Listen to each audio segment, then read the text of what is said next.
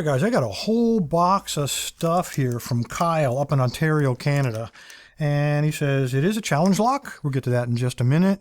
And then he says, enjoy all the Canadian delicacies. Now, this is where I'm probably going to get in trouble. I always seem to when it comes to chocolate, and I'm really confused. And the reason I'm confused is I had a Russian subscriber tell me that chocolate was invented in Russia because they invented milk there. I've got no reason to doubt him, but now here's what I'm seeing. I'm seeing a milk, a cara, which is probably caramel with milk. So we got Russian stuff.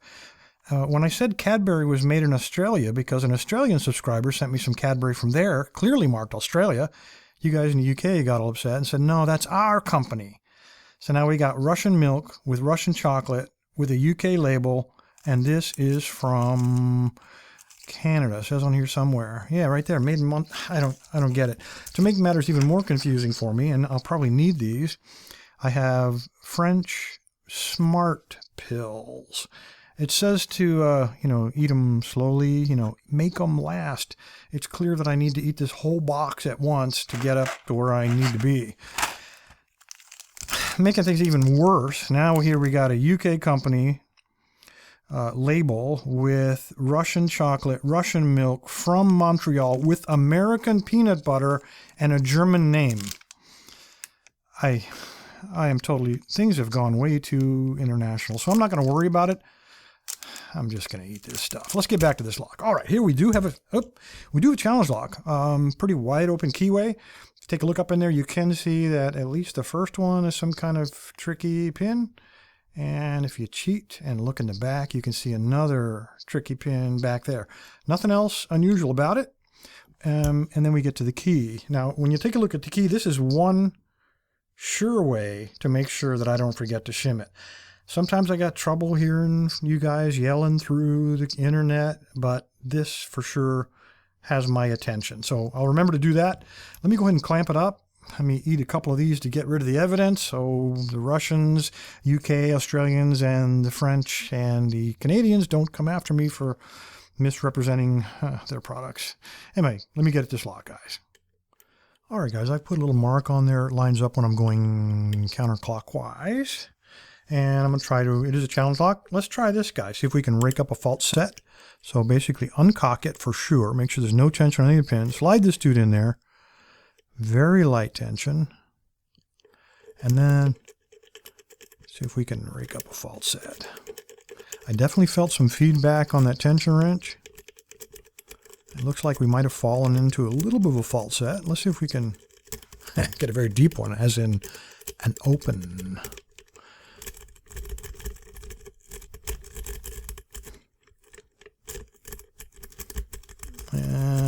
Not feeling good. All right, we do have a little bit of a false set, but no open. So let's find the counter rotation. And there is none. Okay. All right, I've probably fallen into some kind of trap. That's usually what happens when this, or that's usually the result when this kind of feedback happens. I'm going to uncock it again.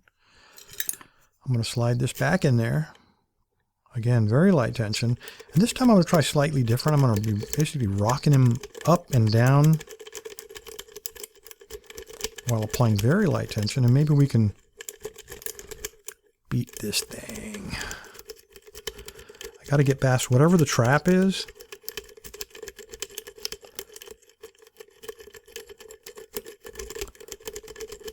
And it's probably one of the back pins. And I got nothing here. See if we got any feedback.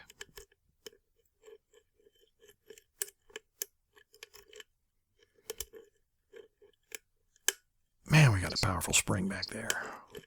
All right, let's try this again. A little bit different technique this time. I'm going to put my tension wrench on the bottom. I'm going to try to reverse pick him. So what we're going to do, let me find the right pick. I'll just use the same one. I'll use the Attila. I'm going to uncock it, make sure he's perfectly aligned, push all the pins to the top. Hopefully we get them past whatever the trap is. Apply heavy tension on my tension wrench, take my pick out, put this guy back in to hold the tension. Remove the bottom one. I heard something fall. That's probably not good, but we'll try this guy again. Now I'm going to reverse pick, try to release tension on the tensioner and rake them down. And hopefully we'll have overcome the trap. Again, something in the back there has a really powerful spring. Keeps kind of trapping the Bogota.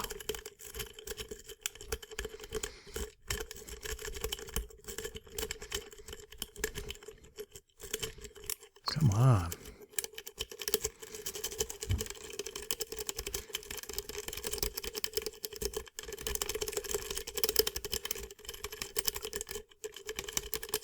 That is not working. Nothing's coming down. So release the tension and let's just go with rocketing them up and down like this. Again, keeping very light tension. Hoping I can rake whatever the trap pin is, and hopefully it's not all of them, into the right position so we can get some feedback somewhere.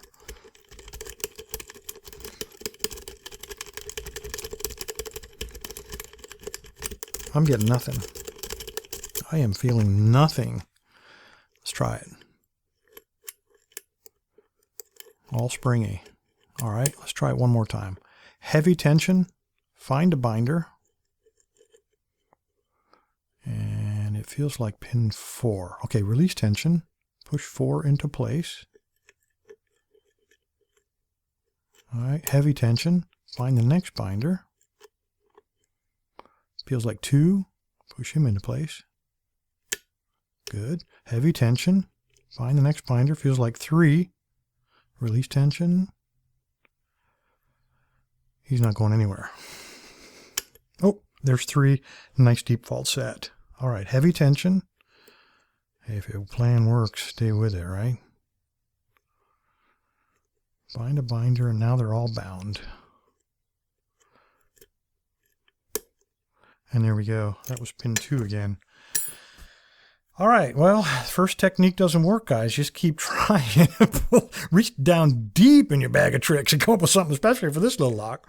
All right, Kyle, not bad. I feel like I earned at least the Wunderbar, maybe the Smart Pills. Let's go ahead and open this bad boy up and see what Kyle's got in here. I can lock it back up because we do have the key, and I'll be sure and shim it. All right, let's cut that off of there.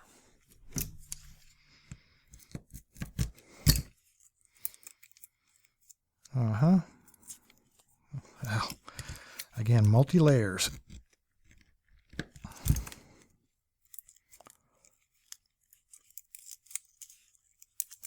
Man, that's some tough duct tape. All right, here's what we got.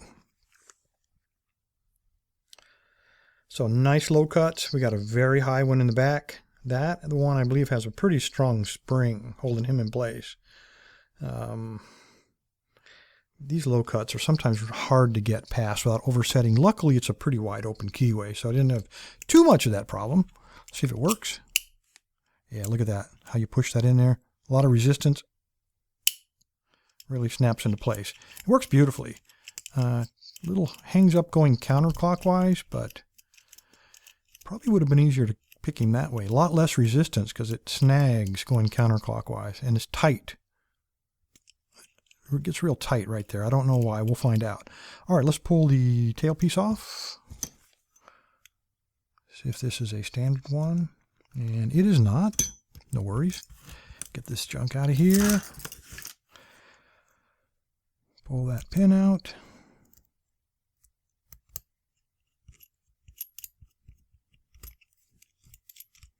And we need a pinning trigger.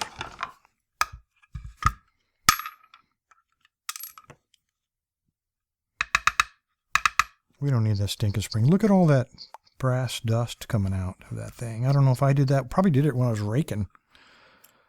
Probably shouldn't have pointed that out. Now it makes me look like a chucklehead. But you guys knew that, so I don't guess it really matters. All right, we need a medium. Shim, I heard you. I heard you. All right, let's see if we can make that happen. I've cut a little V in this one to help keep it centered on the pins. Maybe.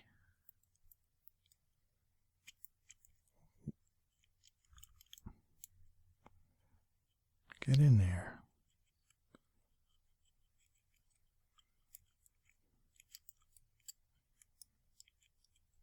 Okay, he's really tight, but I did manage to get him all the way in. So let's see what we got here.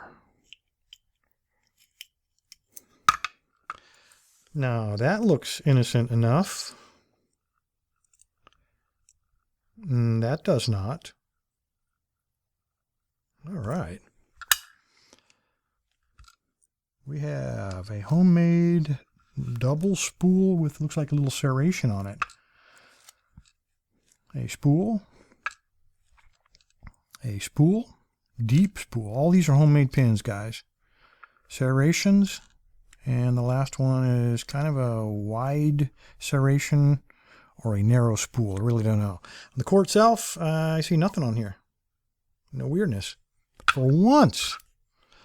All right, let's dump the shim, grab some tweezers, and let's see what Kyle did to us. Try to do this through the camera lens. All right, we have a double spool and a tiny little spring. We have a T-pin and a tiny little spring.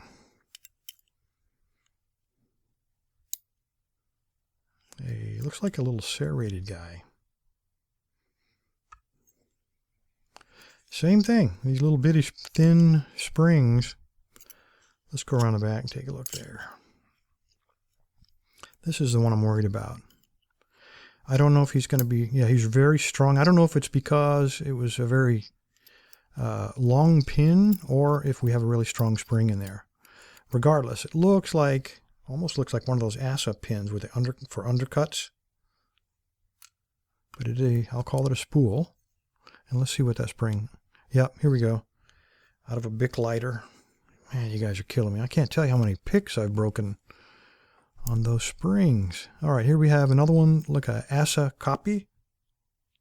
Come on, focus. Like a barrel pin, homemade. And a very fine one. So we had 4 very fine springs with not too much tension on the pins. And then we had this super mega spring right here. Inside of here, I don't see any threading or any undercuts to catch into. I think it would have been much harder. I don't know what we were snagging up on. Because we were definitely locking up on the cylinder, so we must have been getting caught up inside of one of these deep grooves, and that's what made it feel like it was bound up and trapping the cylinder. Anyway, guys, there's what you go. There's what you got. I think the only reason we had to shim it was pin number 2. The rest of these guys would not have defeated a gutting without shimming, but I'm glad I did. Thanks for the advice. Appreciate your time, guys. Stay safe, stay legal. Kyle, thank you, sir, for the lock and also for all of the international candy. I better get started on the Smarties right now. I really feel like I need them. Thanks, guys.